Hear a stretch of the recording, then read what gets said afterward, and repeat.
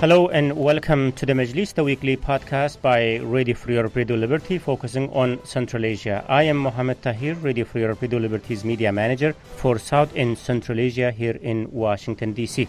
Okay, so we are back to the topic of feminism and gender equality in Central Asia. This episode has two legs. 6 months ago, we had a similar conversation, as all of you might remember, with one of our panelists on board today following her earth-shaking feminist bombshell in Kyrgyzstan. Then we promised her to get back to it later. So in part, this podcast is about that promise. And B, in recent days, we have seen a number of women-led campaigns taking off in Kazakhstan and Kyrgyzstan. So we were kind of wondering, what does this tell us? Is there anything in common and what the future holds for them? So without further ado, let's get into it with our super panel, Zere Asylbek, a feminist Kyrgyz singer who shook Kyrgyzstan 6 months ago with a bold feminist song. She is joining us from Bishkek. Kamilla Sultanova is with us. She's a TED speaker, advisor on workforce diversity, also co-founder of Finland branch of Global Dignity, and a lot more. She's originally from Uzbekistan, currently joining us from Berlin. Bermet Talant is with us. She's a Kyrgyz journalist currently in Kyiv with the Kyiv host. Bruce Panier, editor of Radio Free Europe, Radio Liberty's Central Asia blog, Kishlok Awazi. And Bruce is joining us from Prague. Welcome on board, colleagues. Thank you. Thank you. Very nice to have you. So let's handle first the Women March. And there were more than one of them in recent weeks. And let's get started in Bishkek. Perhaps with you, Zara. I understand this type of marches happen every year, mostly in recognition of Women's International Day. How did the march go this year?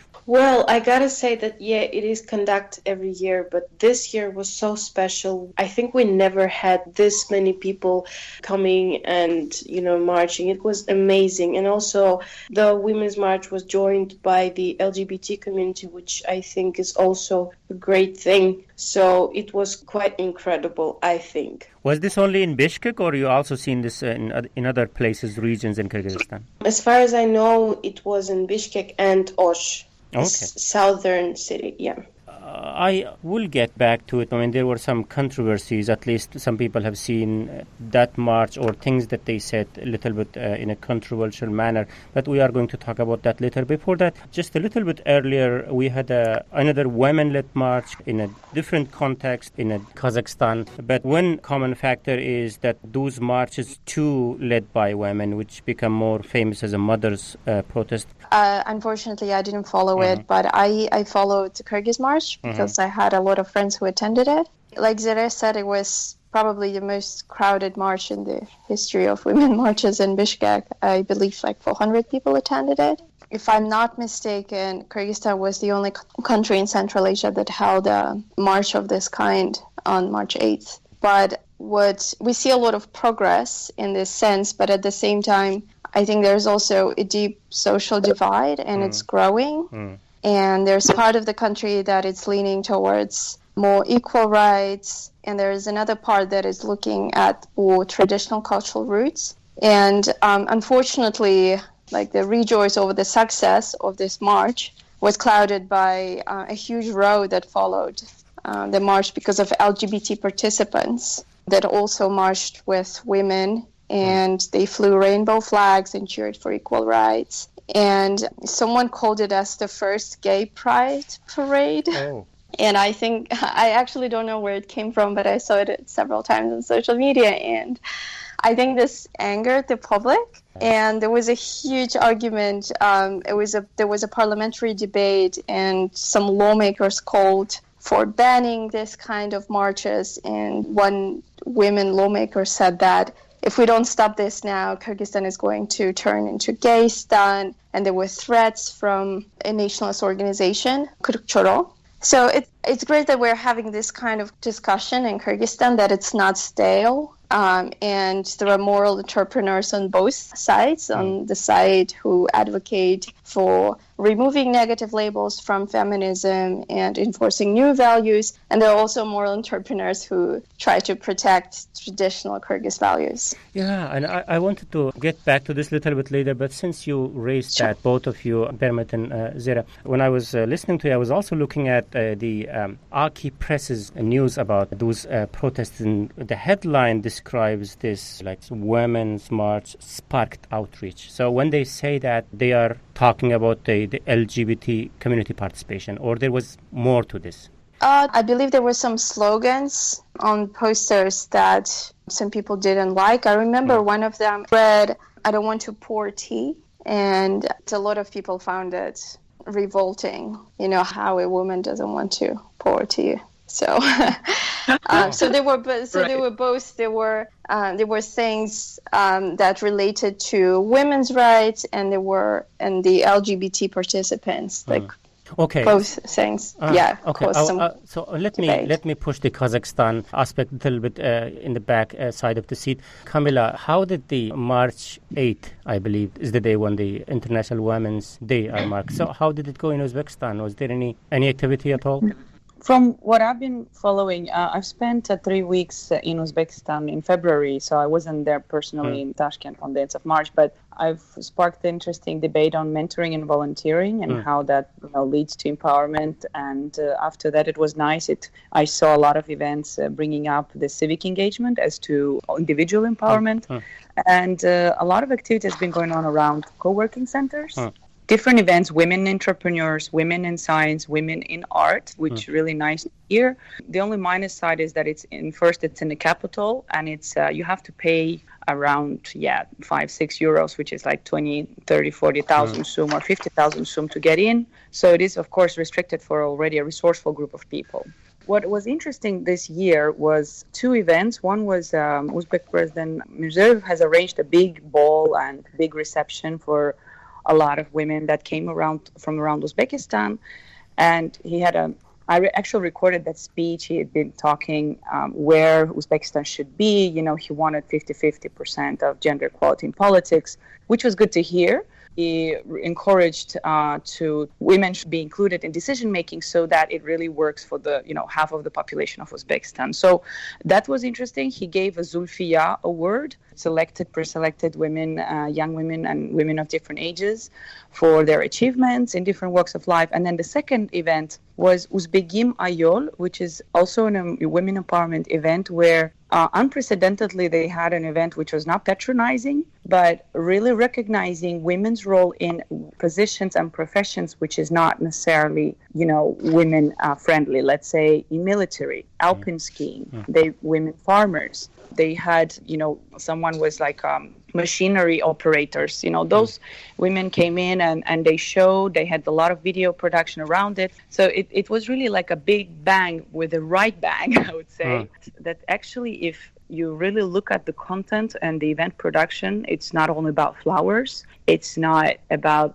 celebrating femininity, but it's really showing that, yes, women can and women should and women must, because that's right for human rights reason, for economic reason, and for democracy. I was just listening to you, Kamilla. It looks like activities in regards to Women's International Day are held still in the context of official ceremonies, and we have seen similar things taking place in Turkmenistan, in Tajikistan, and perhaps in Kazakhstan. Obviously, Nazarbayev is famous attending Women's International Day ceremonies with his jokes and everything. I know this type of social issues that Kyrgyz women are up in arms. I mean, these things are also relevant to women in Uzbekistan, correct? As a Uzbek woman, how do you see what's happening in Bishkek in response to the type of issues which are really relevant everywhere in Central Asia? Well, I cannot celebrate this enough and say why our neighbors have the courage and the resilience to do it, and who and what should happen that the big bang also happens in our country, in Uzbekistan.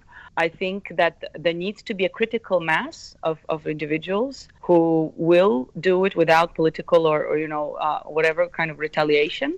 And, Kyrgyzstan is famous for being more vocal and democratic historically. You had women as a president, right?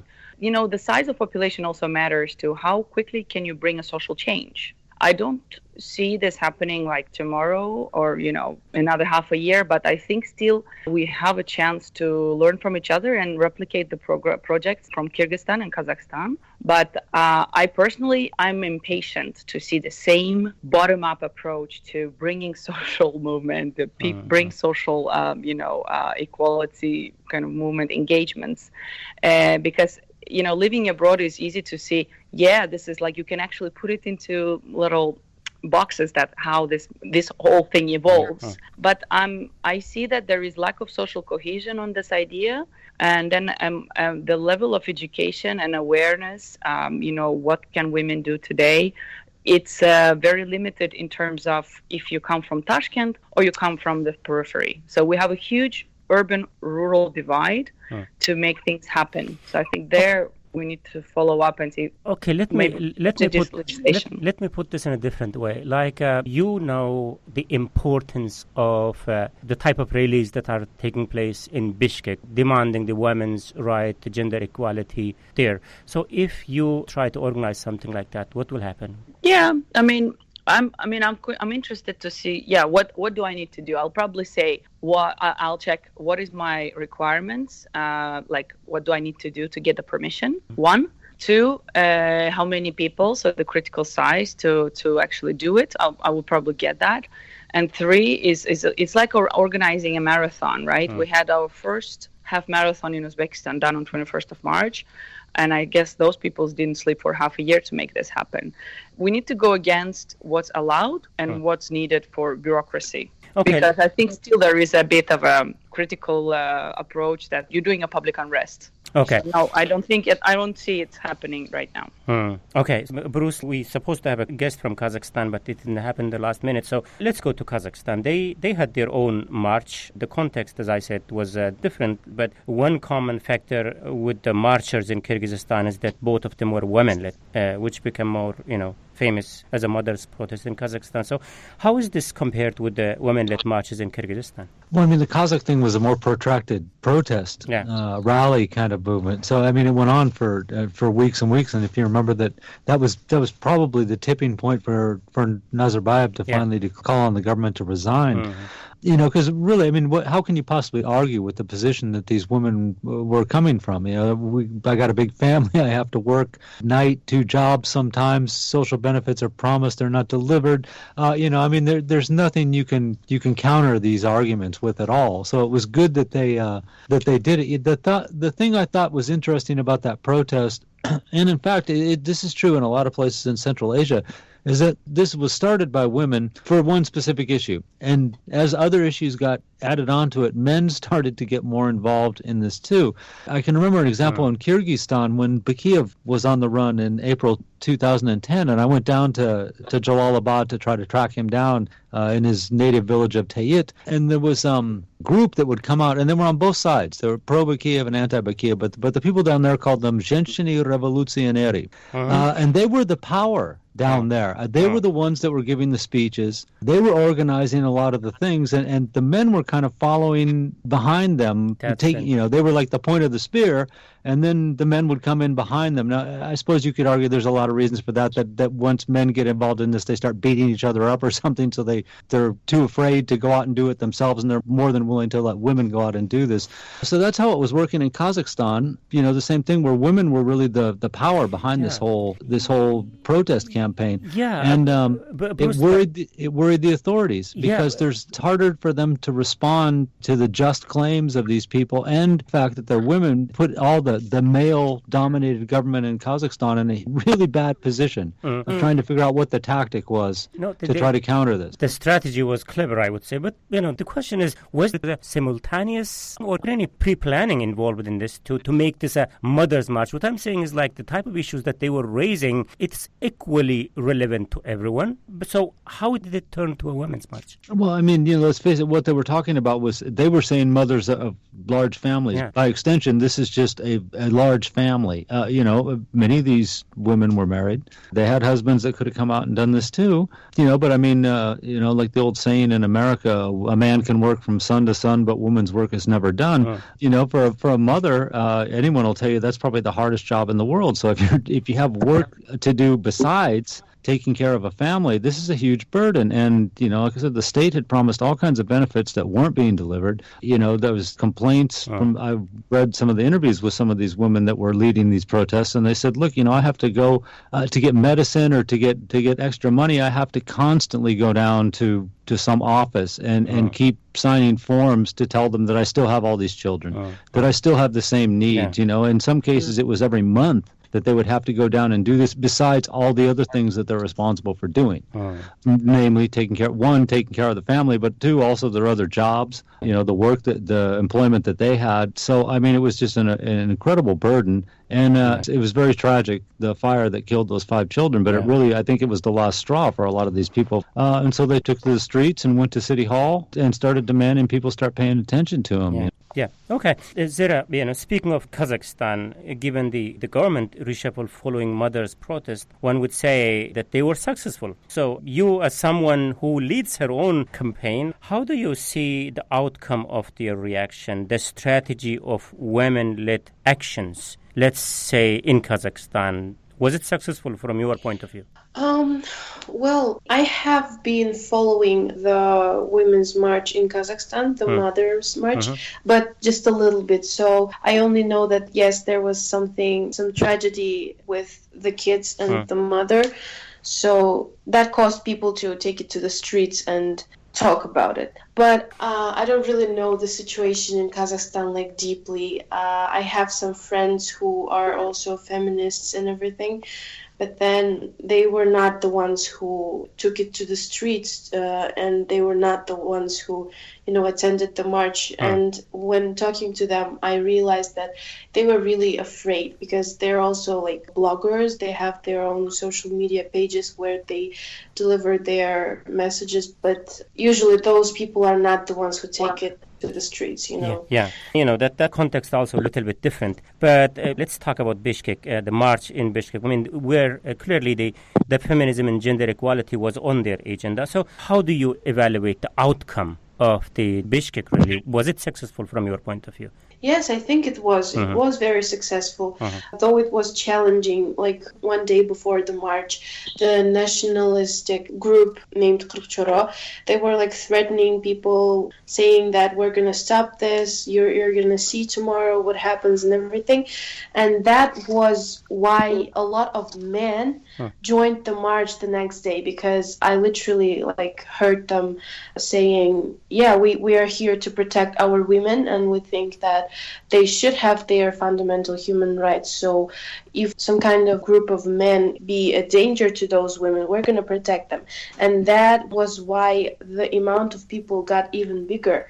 So, but the outcome of it, literally at least a week, it was shown all over the TV, all over the social media. Everyone was discussing it. Everyone was saying their opinions. So the conversation is open, and now we can all talk about it. At least we can say our opinion, because before the march, I think it was more of it was a taboo. Nobody talked about it. Everyone knew it was prohibited, and everyone knew that it was bad.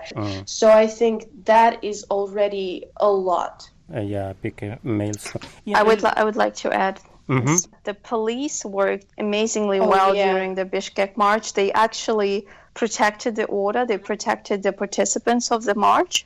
That's right. And this is also a sign of change, because one of the big issues with protecting women from violence, or another issue, is that the absence of justice, the absence of the actual protection from the state. And women don't believe that they can be protected by police or by judiciary system. That's why they rarely report violence, and they rarely take their abusive partners to court. So we had another successful case in December when a court sentenced the murderer of Burulay Turdalı to 20 years in prison.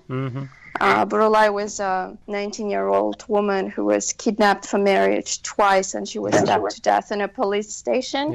And his friend who abetted him was sentenced to 7 years in prison. It is an incredibly important conviction. Well, of course, this conviction was for the murder, not for the actual kidnapping, but still. It was an example that if you kidnap a woman, if you hurt her, then you can go to prison. Can I jump in too? Because just today, didn't they passed a new law that strengthened the punishment for alakachu if you get caught, right? Yeah, they went from you get 5 to 10 years and or 200,000 some fine or something. Is that enough? Is that going to make it that much of a difference? I think it's not about the law. We already had a punishment in the criminal code. There's punishment for domestic violence. I think now it's about putting this law into action, actually punishing, convicting abusive partners and men who kidnap women for marriage, who force women into marriage. Yeah, so we'll see how this law works. I mean, we have so many amazing laws. They just don't work because, we have poor judiciary system, we have weak law enforcement, and we have corruption. Yeah, Kamilla, earlier you were telling me that there was also a discussion going on among Kazakh activists about gender equality. Is it related to what we are talking about in Kyrgyzstan in terms of the protest, in terms of the reaction this protest is causing? Yeah, it was arranged. I saw it yesterday, and I've been following this Instagram channel called Equality Club. In Hotel Hilton, yesterday they had this Equality Talks event, sort of like TED Talks on equality. They had a very nice array of speakers, both from Kazakhstan, Kazakhs living abroad, and also a Canadian longtime activist and, big dignitary physician who was calling in on Skype. And she has started a Voice of Libyan Women NGO. We had Madi Mabibekov. He's a columnist journalist. And so he talked about how it is to be a male and a feminist. Then there was talks. Actually, this was event in general, women rights plus religion, intersectionality, and how is it to fight all these issues such as what my colleagues here, Zere and Bermet talked on, sexual harassment, domestic violence, and pay gap, and the cultural issues. So also the venue is important. So it's not done some kind of, low-key event. It's been in Hilton. It's not done during a lunch break, which I also experienced even in Finland, where a gender equality talk is put during lunch. I think that's a disgrace. And they had, I don't know how many people there were there, but it was an amazing, I saw a few live sessions, and a speaker whose name I won't remember said that, how can you be a Kazakh woman and still want to make change in a country just because you love the country and still not be allowed? Right. And it was so deep. It's like I had a twitch in my heart because I said everything what I do living from abroad, and thousands of women who are trying to see Uzbek women change, Central Asian women change for the better. It's just out of love for the country. Yeah. And so she promoted this way of awakening from the countryside that if you don't show support, there won't be any country for any of their citizens, so that we need to have active citizenship to actually change the country for the better for our future generations. Yeah.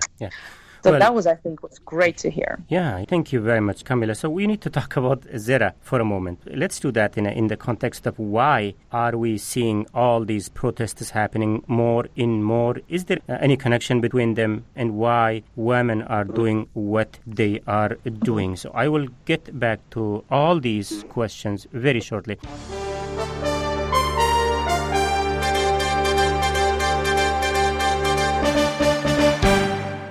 First, let me recap the debate that today on the Majlis, Ready for Europe, Radio Liberty Central Asia podcast. I'm joined by Zere Asylbek, a feminist Kyrgyz singer from Bishkek, Kamilla Sultanova, co-founder of Finland branch of Global Dignity, Bermet Talant, Kyrgyz journalist with the Kyiv Post, based in Kiev, Bruce Panier, editor of Ready for Europe, Radio Liberty Central Asia blog, Kishlock Owazi is joining us from Prague. I am Mohammed Tahir, Ready for Europe, Radio Liberty's media manager in Washington, D.C., and we are discussing feminism and gender equality in Central Asia in the context of recent women-led movements, marches, and protests. So let me start with you, Zere. So why all this is happening now? The type of issues that we are talking is not new. That the reaction is kind of new. The way women are teaming up is kind of new. Sometimes I wonder whether you caused all this, Zere, with your bold action. Actually, I didn't ask myself this question, why is all of this happening right now? But I think that, no, I really don't know why it's happening now. I'm sorry. Like okay, because you started it, Zere. You did a song and you woke. No. I mean, that sounds too much. Like I don't know. That sounds too much. No, it's always been there. It's because of the internet. I remember when I was a student in Bishkek, just being with this feminist group was almost like being marginalized underground group. Yeah. And there would be like weekly meetings and but that with internet, it's so much easier to find like-minded people, and it's so much easier to spread your ideas. And also thanks to internet, we can learn about other countries, like similar movements happen all around the world. And so I think that Central Asia is just being part of the global world, and the Me Too trend where women speak up about sexual harassment or domestic violence is coming to us as well. Kamilla, if you want to say anything, I'm happy to listen to, in fact, encourage you to say something with your global perspective. And also, what is real issue here? I mean, what women are trying to say? I'm happy that Bermet brought up the internet because I was going to point out what is really missing in the Uzbek women movement as a bottom-up approach is the access to internet. There is a lot of things, a lot of sites are, first of all, blocked, and there's much more availability of mobile phones and internet to guys than women. And there's a lot of actually online shaming and bullying going on. That let's say you're an Uzbek girl, you want to have a telegram and you put your name on it. Let's say Firuza. I'm sorry if someone is Firuza, it's just a similar general Uzbek name. You write your name as Firuza in a telegram and you will get requests from unknown guys. So that people just write you. And so a lot of people that I speak to, I did public workshops and seminars in my hometown Karshi.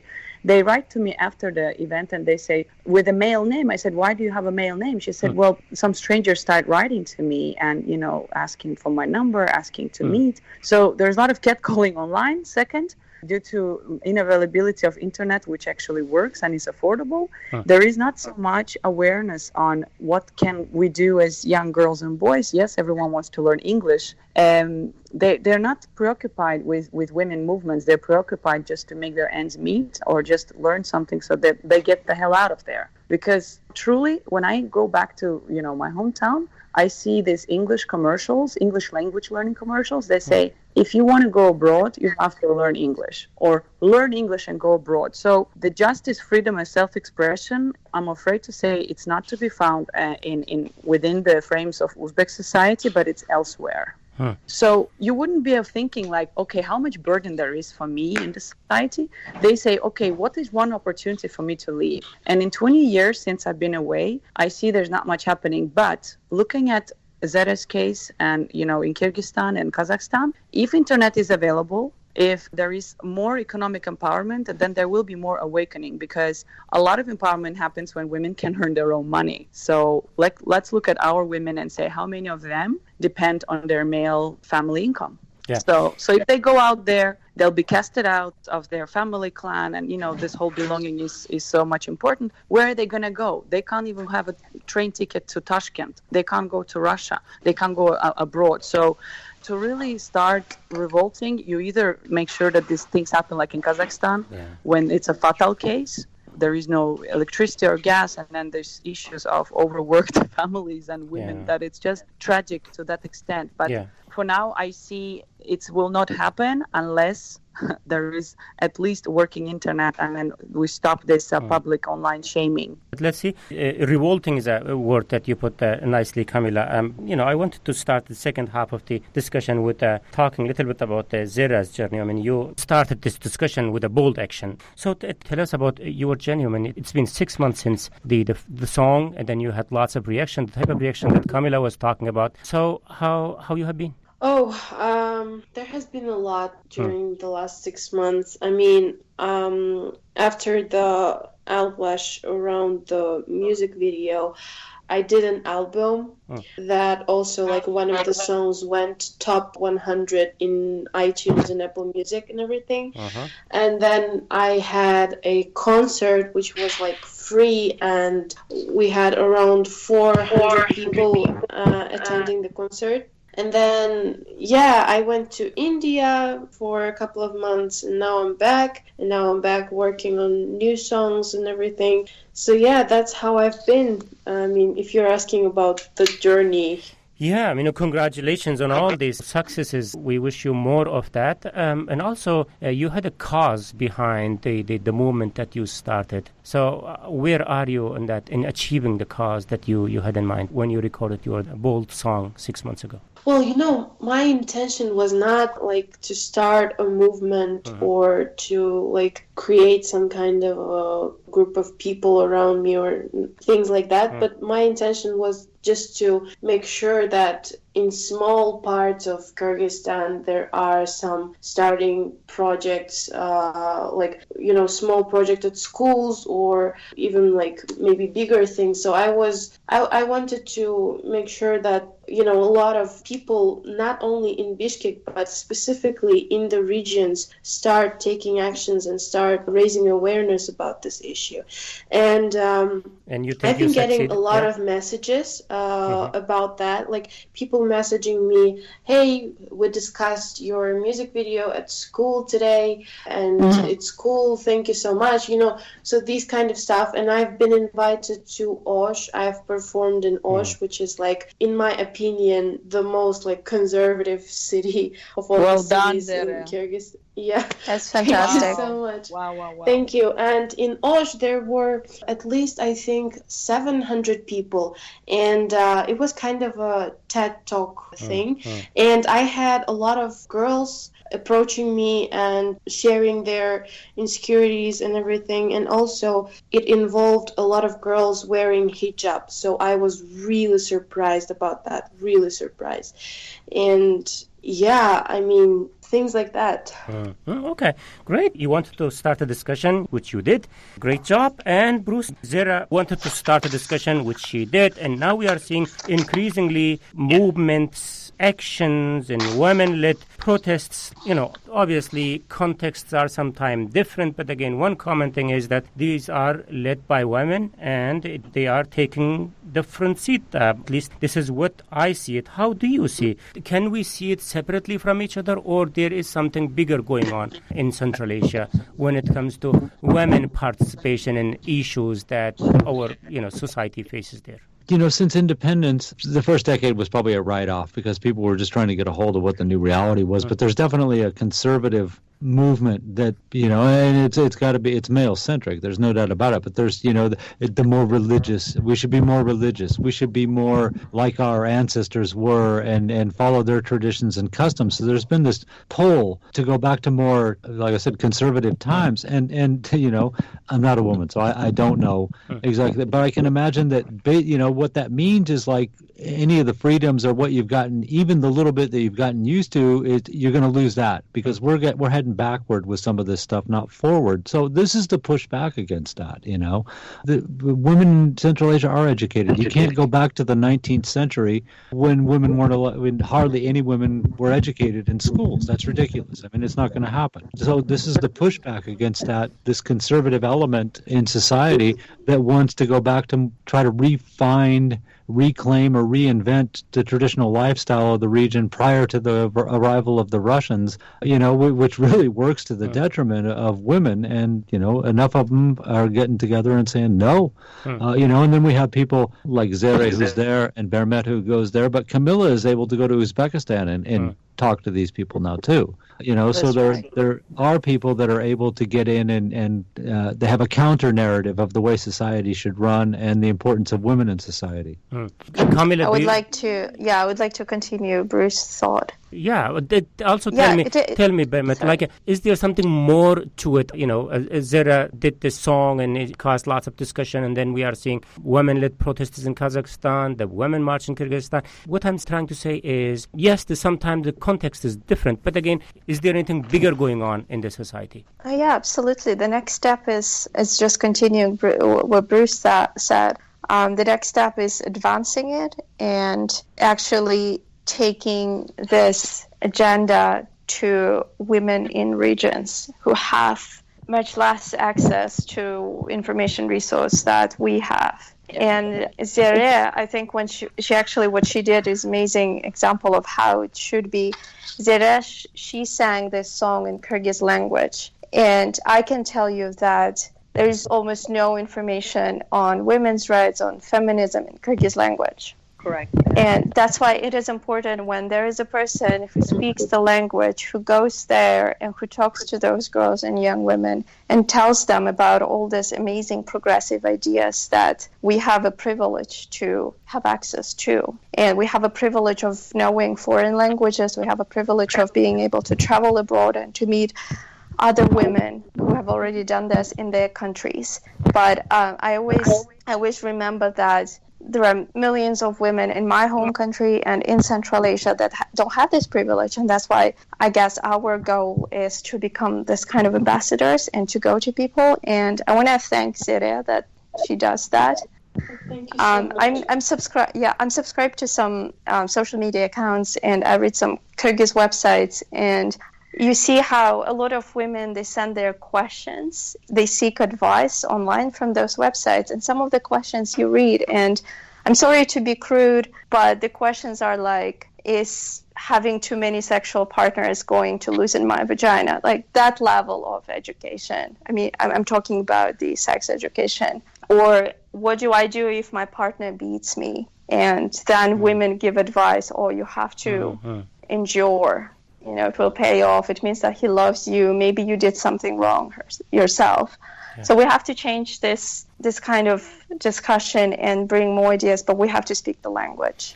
Yeah, the change seems to be already in the air, I think. We are having lots of discussion, although the context is different. But it's still in the capital, it's among the most educated, like progressive girls who go to good universities, who speak foreign languages, who read foreign media. Like I said, if you go to region, the situation is absolutely different there, and there's still a lot of work to do. Okay, Kamilla, I think the rest of the panel say that this discussion about Women's March in Kyrgyzstan, the discussion started by Zere and then protests in Kazakhstan. This is a part of bigger kind of moment. I don't know what you think about that.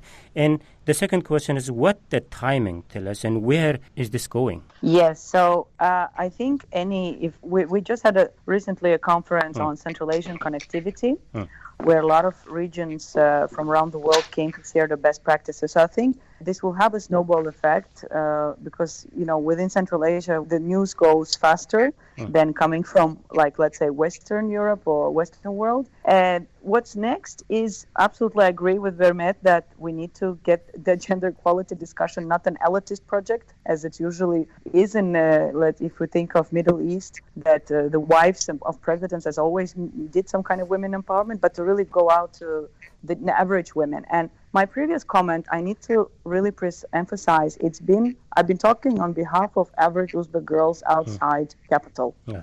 That's where the majority lives. So the next is to create a social cohesion where we have gender equality being taught in English or Russian, or then gender equality lacking information in Uzbek. So we need to bring an awareness of gender equality through Uzbek language. And I've been asking for apps to learn Uzbek language. We don't know our own language, unfortunately. And to start checking our privileges and increase people from the capital. They should just go more to the regions and have these conversations and local TED Talks.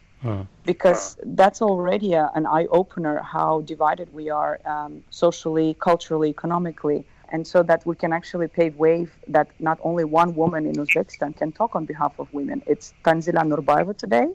She's the head of National Women's Committee. Yeah. And I would like to see men engage more in this because of our cultural awareness. Of course, women should also work more together. Yeah. That no one is going to give us power unless we claim it. And so whoever's listening to it, we need to demand power together, work harder together to, slash this patriarchy that's been all over us and legitimize it. So this is my wish, and I'm still hoping to get women gender equality hackathon going this year. You are throwing lots of good words today, Kamilla, and you said the snowball effect. Yeah. Are we talking about snowball moment now in Central Asia? Snowball effect, yeah. So are we talking about the snowball moment in Central Asia, the way things are happening? Is it what you are saying? Yes, it's not going backwards, but we need to be aware because Italy is now going against divorces. So that's already what Bruce says, that we cannot go back, but it can be with the populist movement and right-wing ideas going backwards. So we need to keep the momentum. Okay. So, Bruce, what can keep this momentum up?